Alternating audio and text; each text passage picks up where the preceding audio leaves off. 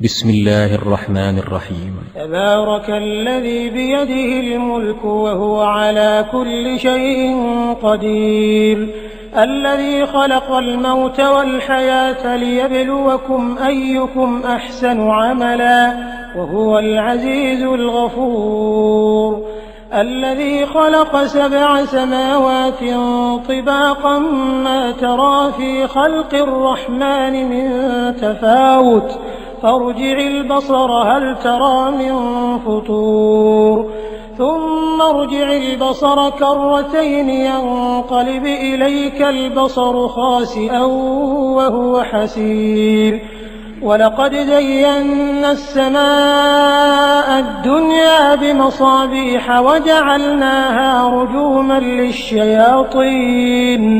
وأعتدنا لهم عذاب السعير، وللذين كفروا بربهم عذاب جهنم وبئس المصير، إذا ألقوا فيها سمعوا لها شهيقا وهي تفور تكاد تميز من الغيظ، كلما ألقي فيها فوج سألهم خزنتها ألم يأتكم نذير، قالوا بلى قد جاءنا نذير فكذبنا وقلنا ما نزل الله من شيء إن أنتم إلا في ضلال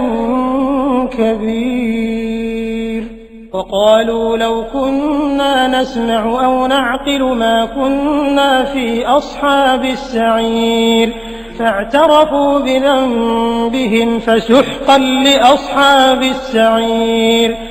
إن الذين يخشون ربهم بالغيب لهم مغفرة وأجر كبير، وأسروا قولكم أو اجهروا به إنه عليم بذات الصدور، ألا يعلم من خلق وهو اللطيف الخبير، هو الذي جعل لكم الأرض ذلولا فامشوا في مناكبها وكلوا من رزقه وإليه النشور،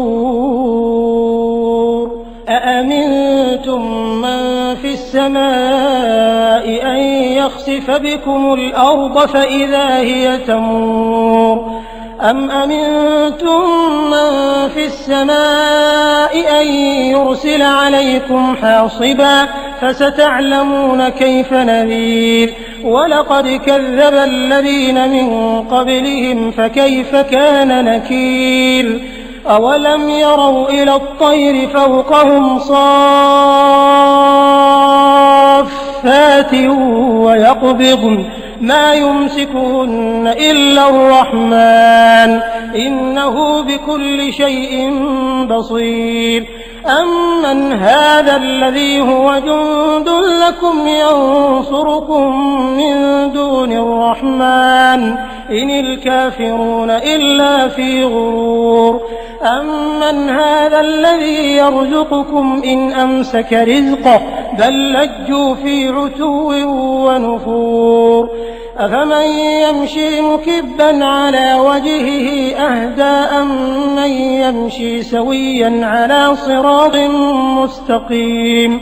قل هو الذي أنشأكم وجعل لكم السمع والأبصار والأفئدة قليلا ما تشكرون، قل هو الذي ذرأكم في الأرض وإليه تحشرون،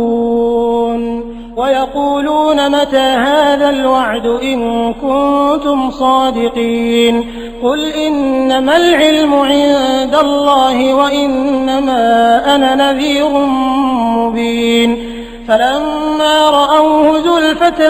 سيئت وجوه الذين كفروا وقيل هذا الذي كنتم به تدعون، قل أرأيتم إن أهلكني الله ومن معي أو رحمنا فمن يجير الكافرين من عذاب أليم، قل هو الرحمن آمنا به وعليه توكلنا فستعلمون من هو في ضلال مبين قل أرأيتم إن أصبح ماؤكم غورا فمن يأتيكم بماء